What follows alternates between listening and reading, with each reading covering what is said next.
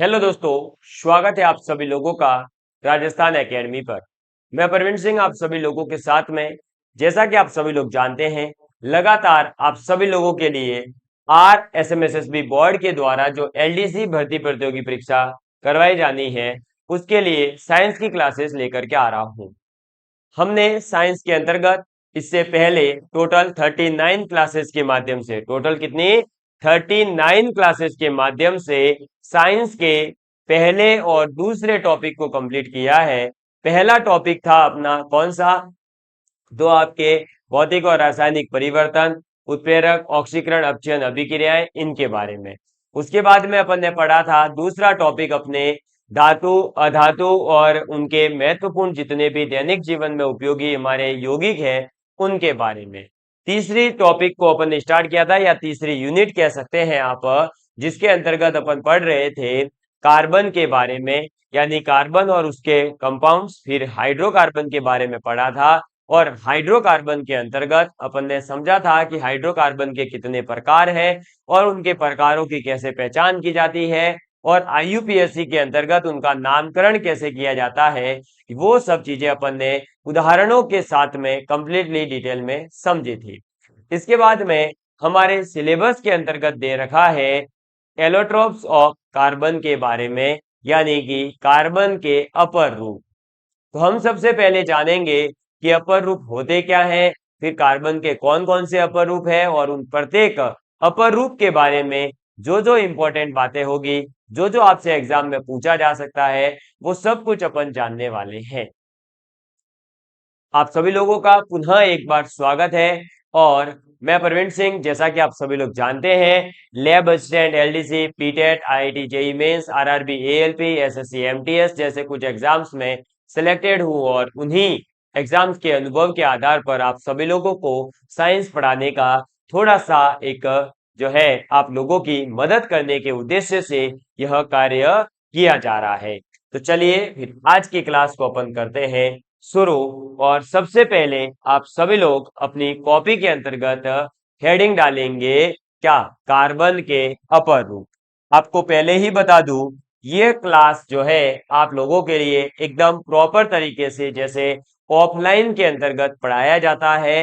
पहले आपको लिखवाया जाएगा, बोल बोल के आप अपने नोट्स भी बनाएंगे, साथ में मैं यहाँ लिखते भी रहूंगा, और फिर आपको धीरे धीरे सब कुछ समझाया भी जाएगा। मतलब ऐसा नहीं है कि आप ये समझे कि ऑनलाइन के पॉइंट ऑफ व्यू से केवल आए, वीडियो देखा और काम कंप्लीट। नहीं, आप बेशक जो है ऑनलाइन देख रहे हैं, लेकिन पूरी तरह से यह ऑफलाइन फीलिंग के साथ में आपको पढ़ाया जा रहा है। लिखिएगा कार्बन के कार्बन का, एक मिनट है ना, लिखिएगा कार्बन के अपर रूप। अगर इंग्लिश मीडियम से कोई है तो लिख सकता है एलोट्रॉप्स ऑफ कार्बन।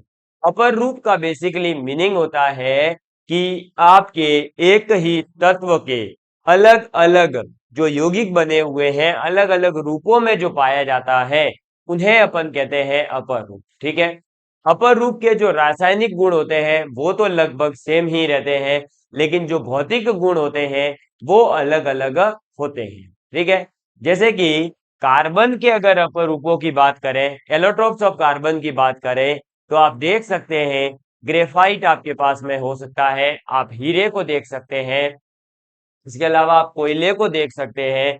ये किसके उदाहरण हैं, तो आप कह सकते हैं फुलरिन है, फिर आपका इसके अलावा जो है काजल है जो आंखों में लगाई जाती है, इसके अलावा गैसीय कार्बन होती है, इसके अलावा आप चारकोल देख सकते हैं। जैसा कि आपको पता होगा, अभी चारकोल एक और आता है जो आप अपने एकदम ब्लैक कलर का आता है और आप मुंह पर लगा सकते हैं, और उसको फिर एकदम ऐसे पूरा मास्क टाइप में हटा करके आप अपने चेहरे से डस्ट जो होता है उसे इंस्टेंटली साफ कर सकते हैं। तो वो सब जो बने हुए होते हैं वो किससे बने हुए हैं, कार्बन से बने हुए हैं, लेकिन एक अलग अलग रूप है उन सभी का, इसीलिए हम उन्हें क्या कहते हैं, कार्बन के अपर रूप कहते हैं। समझ में आ गई बात, क्लियर है? तो चलिए आप सबसे पहले अपर रूप की डेफिनेशन लिखेंगे, और उसके बाद इसके बारे में आगे जानेंगे। तो लिखिएगा चलो, किसी तत्व किसी तत्व के दो या दो से अधिक, किसी भी तत्व के दो या फिर दो से अधिक रूप जो जो गुण धर्मों, गुण धर्म का मतलब वही प्रॉपर्टीज है ना, तो गुण धर्मों में गुण धर्मों में एक दूसरे एक दूसरे से एक दूसरे से पर्याप्त भिन्न है, एक दूसरे से क्या है, पर्याप्त भिन्न है, अपरूप कहलाते हैं, अपरूप कहलाते हैं। ठीक है, चलिए, तो अपर रूप की डेफिनेशन क्या हो गई, कोई भी एक तत्व होगा, उस तत्व के दो या फिर दो से जो अधिक अलग अलग रूप होंगे, वो गुण धर्मों के अंदर एक दूसरे से पर्याप्त यानी इनफ, आप कह सकते हैं कि भिन्न होते हैं, अलग अलग होते हैं, अपर रूप कहलाते हैं। आप लिख सकते हैं इसमें आगे कि कार्बन जो है वो कार्बन वर्ग के तत्वों में, कार्बन वर्ग के तत्वों में लेड, लेड मतलब पीबी, सीसा जो होता है ना, तो कार्बन वर्ग मतलब वही काशी गए संत प्रभु, ठीक है, काशी गए संत प्रभु, वो वाला जो पूरा का पूरा वर्ग है, ग्रुप है, उसके अंदर लेड यानी कि सीसा यानी प्रभु को छोड़कर, है ना, प्रभु को छोड़कर, पीबी को अपन प्रभु ही तो पढ़ते हैं ट्रिक में, काशी गए संत प्रभु में, तो प्रभु यानी कि पीबी को छोड़कर,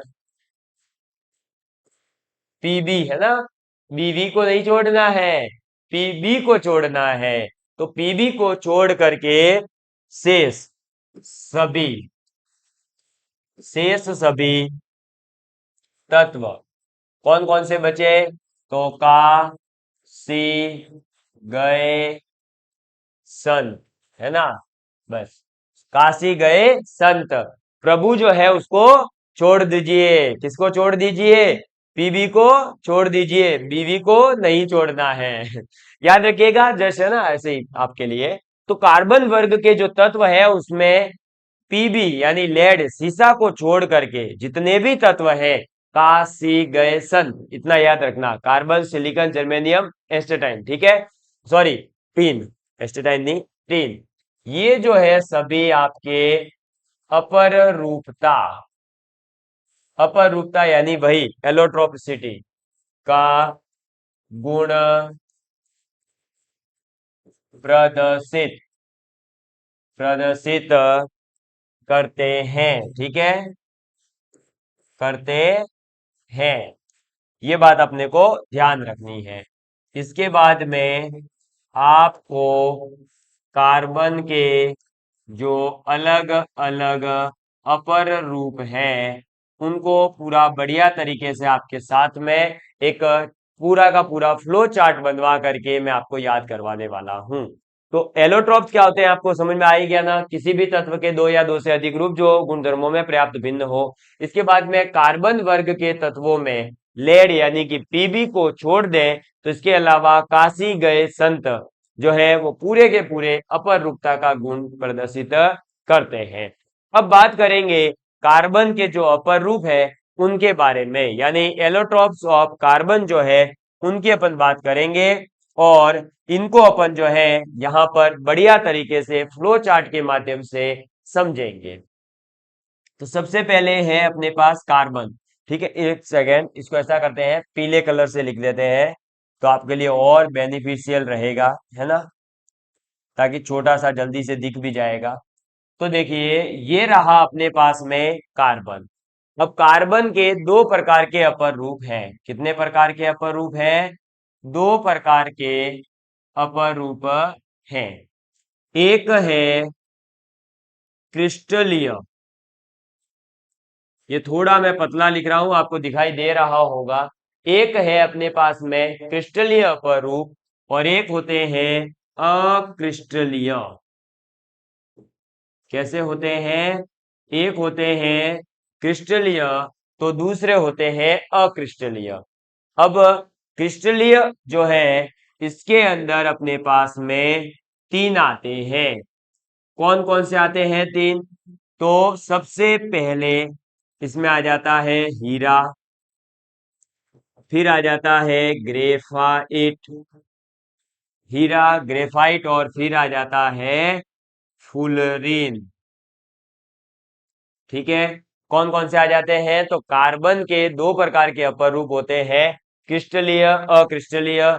क्रिस्टलीय के अंतर्गत तीन है, हीरा ग्रेफाइट और फुलरीन। और अक्रिस्टलीय के अंतर्गत आप जो है बहुत सारे नाम याद रख सकते हैं। मैं छोटे छोटे आपके सामने यहाँ लिख रहा हूं।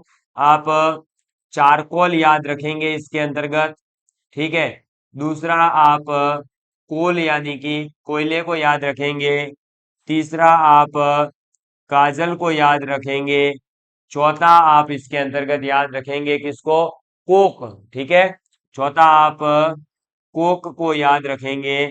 और इसके अलावा आप जो है याद रखना चाहें तो आपका जंतु चारकोल जो होता है वो याद रख सकते हैं। एक पांचवा जो है कार्बन गैस याद रख सकते हैं ना।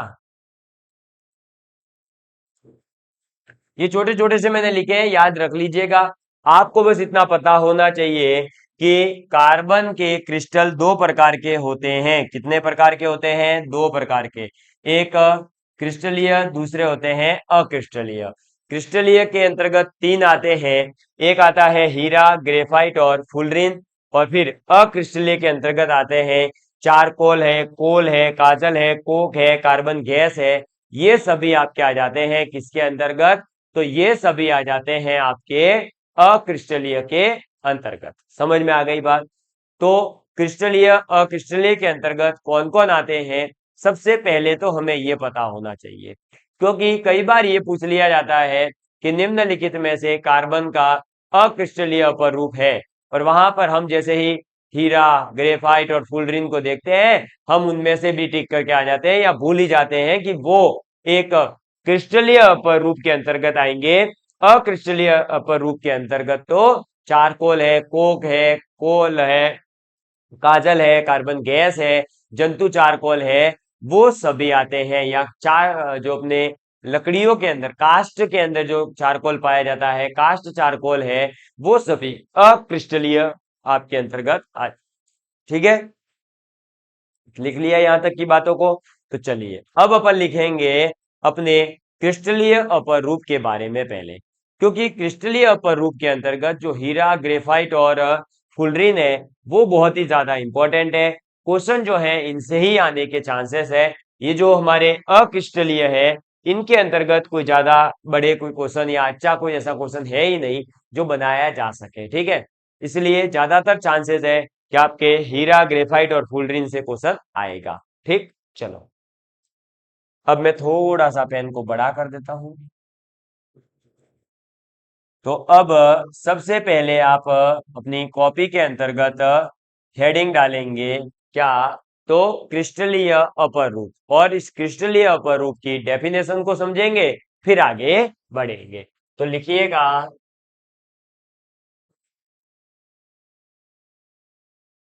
क्रिस्टलीय अपर रूप।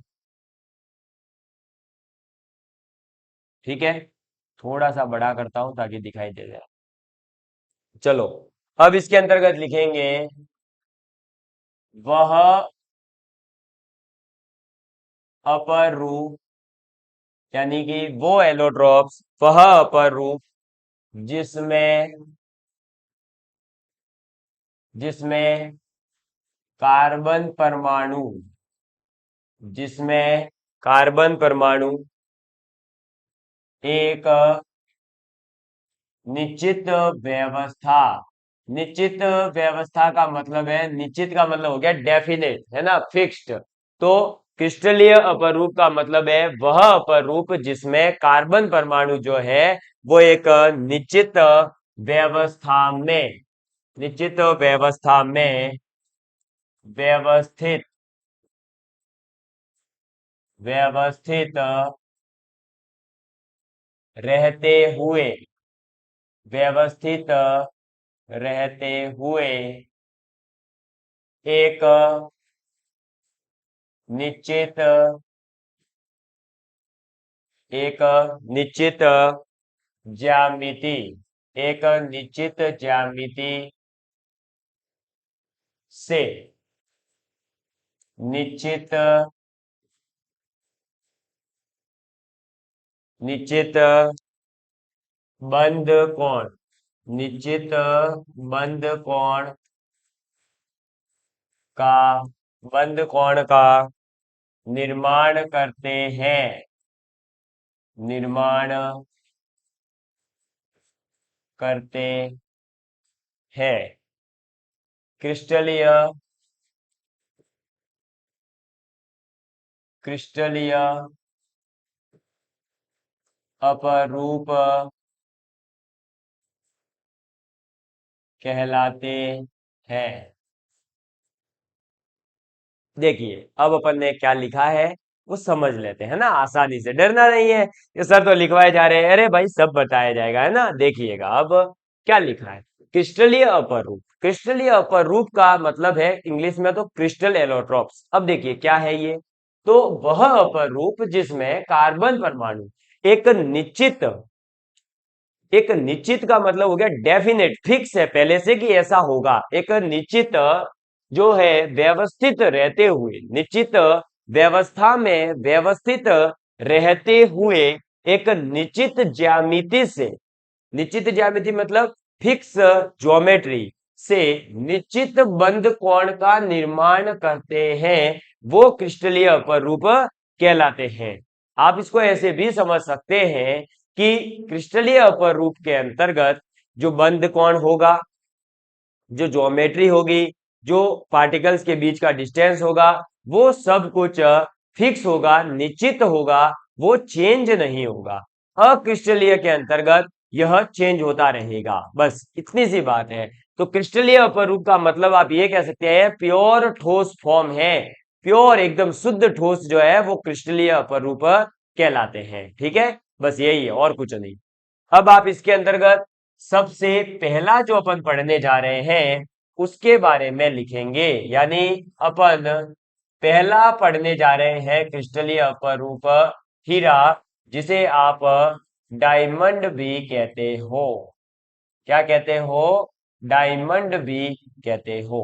ठीक है, चलिए तो अब अपन बात करते हैं अपने हीरा यानी डायमंड के बारे में। और आप लोगों ने डायमंड के बारे में ये तो सुन ही रखा होगा कि सबसे महंगा जेवरात है, सबसे महंगा ये आभूषण होता है। और कोहिनूर के हीरे का नाम तो आपने सुना ही होगा, है ना। बहुत बढ़िया बात है, अच्छी बात है, आपने सुन रखा है। लेकिन कोहिनूर के हीरे के बारे में अपने को बात नहीं करनी है ना। अपने को उसकी हिस्ट्री नहीं जाननी है, अपने को बात करनी है केवल और केवल हीरो के बारे में। अब हीरे का जो सामान्य इंट्रोडक्शन है वो आप सभी लिखेंगे कि इसके अंतर्गत क्या क्या होता है, इसकी व्यवस्था कैसे होती है। ठीक, लिखिएगा, इसमें कार्बन, इसमें कार्बन का, कार्बन का प्रत्येक, कार्बन का प्रत्येक कार्बन, इसमें कार्बन का प्रत्येक कार्बन परमाणु जो है, कार्बन परमाणु, कार्बन परमाणु कार्बन के चार अन्य परमाणुओं, चार अन्य परमाणुओं के साथ, परमाणुओं के साथ, साथ आबंधित होकर, परमाणुओं के साथ आबंधित, आबंधित का मतलब वही बॉन्ड बनाना, आबंधित होकर एक दृढ़, दृढ़ मतलब आप समझ सकते हैं कठोर, है ना, तो दृढ़ त्रिआयामी, त्रिआयामी यानी 3D, तो त्रिआयामी चतुष्फलकीय, चतुष्फलकीय, चतुष्फलकीय संरचना, ठीक है, त्रिआयामी यानी 3D, टेट्राहेड्रल चतुष्फलकीय मतलब संरचना यानी स्ट्रक्चर, तो इसका स्ट्रक्चर कैसा होगा, 3D टेट्राहेड्रल इसका स्ट्रक्चर होता है। तो संरचना का निर्माण, निर्माण करते हैं, ठीक, समझ में आ गई बात। तो इसमें पहला पॉइंट आपको जो याद रखना है वो यही याद रखना है कि हीरा यानी कि डायमंड के अंदर जो कार्बन है उसका प्रत्येक कार्बन परमाणु कार्बन के 4 अन्य परमाणुओं के साथ में आबंधित होकर के एक दृढ़ और त्रिआयामी चतुष्फलकीय संरचना का निर्माण करते हैं, ठीक। चलो दूसरा पॉइंट आगे आप लिखेंगे। अब ये सभी आपसे पूछे जाएंगे कि कार्बन, जैसे डायमंड में पूछ लिया कि कार्बन का प्रत्येक कार्बन परमाणु कितने कार्बन से जुड़ा होता है, तो 4 कार्बन से जुड़ा होता है। संरचना कैसी होती है, तो दृढ़ त्रिआयामी चतुष्फलकीय होती है, ठीक। चलो इसके बाद में लिखेंगे कार्बन का, कार्बन का अति शुद्ध रूप, यानी ये जो हमारे पास में डायमंड है वो कार्बन का एकदम हाईएस्ट प्योर जो है, आप कह सकते हैं हाईएस्ट प्योर लेवल का अगर कार्बन हमें चाहिए हो तो हम हीरे से प्राप्त कर सकते हैं। तो कार्बन का अति शुद्ध रूप है, ठीक, कैसा है, अति शुद्ध रूप यानी बहुत ज्यादा ही शुद्ध। इसके बाद में लिखेंगे कार्बन, कार्बन के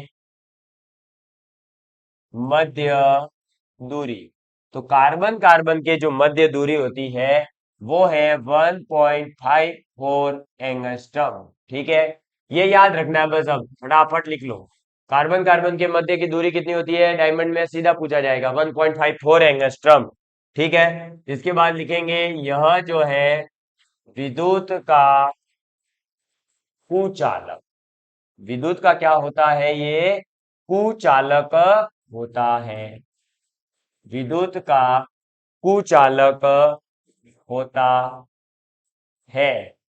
क्यों, क्योंकि, लिख लो, क्योंकि का भी आंसर दे रहा हूं, क्योंकि कार्बन की 4 संयोजकता होती है और वो चारों की चारों संयोजकताएं, चारों संयोजकताएं,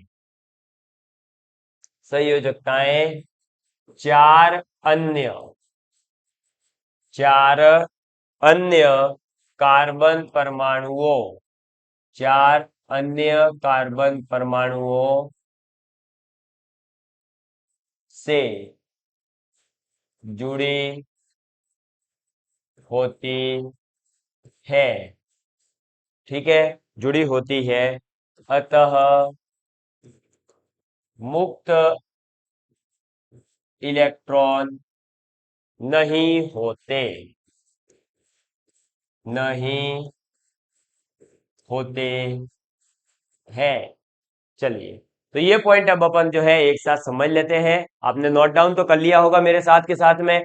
कार्बन का अति शुद्ध रूप है, कार्बन कार्बन के मध्य में 1.54 एंगस्ट्रम का डिस्टेंस होता है और विद्युत का ये कुचालक होता है। तो आपसे पूछा जा सकता है कि हीरा जो है वो कार्बन का कुचालक क्यों होता है, क्योंकि कार्बन की जो संयोजकता है वो कितनी होती है, 4, ये बात हम जान चुके हैं अच्छे से।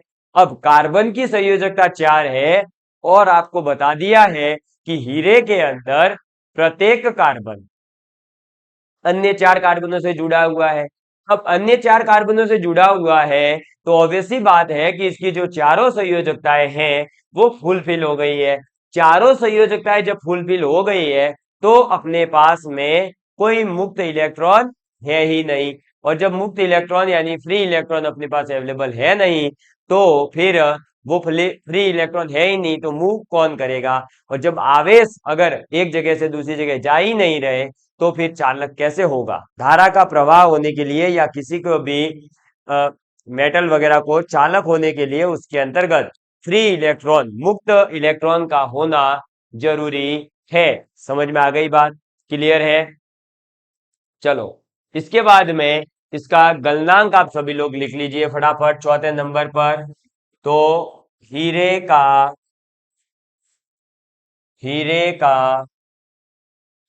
गलनांक, हीरे का जो गलनांक है वो है 3843 केल्विन। कितना है?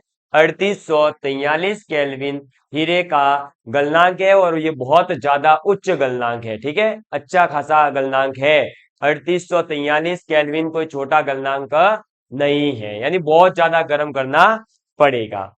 इसके बाद में आप आगे लिखेंगे इसका अपवर्तनांक जो है वो उच्च होता है। पांचवा पॉइंट लिखेंगे अपवर्तनांक। एक मिनट, है ना। अपवर्तनांक उच्च होता है, यानी इसका जो रिफ्लेक्टिव इंडेक्स है वो हाई होता है। ये पॉइंट आप लिख लीजिए। इसके बाद में इसका जो 6 नंबर पर पॉइंट है वो आप इधर ही लिख लीजिएगा। इसका मूल्य का निर्धारण कैसे होता है, यानी कौन से हीरे की कितनी वैल्यू होगी मनी के रूप में, है ना। उसका मतलब भाव क्या होगा, मूल्य का जो निर्धारण किया जाता है, वो मूल्य का निर्धारण करते समय कुछ बिंदुओं को ध्यान में रखा जाता है, जिसमें पहला पॉइंट आ जाता है इसका कलर, यानी कलर कौन सा है उसके आधार पर। दूसरा, ये कितने कैरेट का है, आप लोग जानते ही होंगे। सोना और जो हीरा है वो कैरेट के हिसाब से पता लगाया जाता है कि ये कितना शुद्ध हीरा है, कितना शुद्ध सोना है, तो कैरेट देखा जाएगा। इसके बाद में उसके अंदर कितने कट्स है ना। कट्स का मतलब है कि एक तो हीरा होता है जो सिंपल सा प्लेन एकदम, मान लीजिए इस टाइप का है, जैसे ये देखो, ये ऐसा एकदम, है ना, कोई कट वगैरह नहीं है, केवल जो है आयत होता है ना वैसा है। लेकिन आपने देखा होगा बहुत सारे कट अगर मारे हुए तो वो बहुत ज्यादा चमकेगा, तो ज्यादा चमकेगा तो ऑब्वियस सी बात है उसका मूल्य भी फिर ज्यादा होगा। जो सूर्य की तरह तपना जानता है, जो सूर्य की तरह तपना जानता है, वो सूर्य की तरह एक दिन चमकेगा भी तो सही, और जो चमकेगा उसकी वैल्यू होती है। ये सीधी सी बात है, हर कोई जानता है कि सूर्य से कोई आंखों से आंखें मिलाकर देखने की किसी की हिम्मत नहीं है। इतना बलशाली है, इतना शक्तिशाली है सूर्य। क्यों? क्योंकि वो सबसे ज्यादा चमकने वाला दुनिया का जो है तारा है, इसीलिए तो उससे आंख से आंख मिलाने की किसी की हिम्मत नहीं है। समझ में आई बात। तो आप भी सूर्य की तरह तपना सीख जाओ, तो आप भी सूर्य की तरह चमकोगे, और फिर आपके ऊपर भी कोई आंख से आंख उठाकर देखने की हिम्मत नहीं करेगा। कट्स आ गए। इसके बाद में क्लियरिटी कितनी है, यानी कि वो साफ कितना है, ट्रांसपेरेंट कितना है। इन 4 पॉइंट्स के आधार पर हीरे का मूल्य जो है, प्राइस जो है, वो डिसाइड होती है, निर्धारण होती है। किस किस के आधार पर? कलर, कैरेट, कट्स और क्लियरिटी के आधार पर इसका जो है मूल्य निर्धारित होता है। ठीक, चलो आगे आप इसमें जो है और पॉइंट लिख सकते हैं। तो अगले पॉइंट्स को चलिए अपन अगली क्लास में ही डिस्कस करेंगे, क्योंकि थोड़ी सी ज्यादा पॉइंट है तो फिर लंबी क्लास हो जाएगी, और इतनी ज्यादा लंबी क्लास में लेने की अभी स्थिति में नहीं हूं। चलिए, तो love you all of you, please take care and please share with your friends. जय हिंद, जय भारत। आप सभी लोगों से मैं यही कह सकता हूं कि ज्यादा से ज्यादा इस वीडियो को देखें, नोट्स बनाएं और साथ के साथ रिवीजन करते रहें। अगर कोई विद्यार्थी नोट्स प्रॉपर तरीके से बनाते जा रहा है तो जरूर मुझे फोटो वगैरह भी शेयर करें, ताकि हम भी उसे स्टेटस और हमारे यूट्यूब कम्युनिटी में, टेलीग्राम पर शेयर करके अन्य विद्यार्थियों को भी एक मोटिवेशन दे सकें, उन्हें बता सकें कि देखिए कैसे जो है विद्यार्थी नोट्स बना रहा है, तो ऐसे ही नोट्स आप भी जरूर बनाइए, है ना। तो चलिए, धन्यवाद। जय हिंद, जय भारत।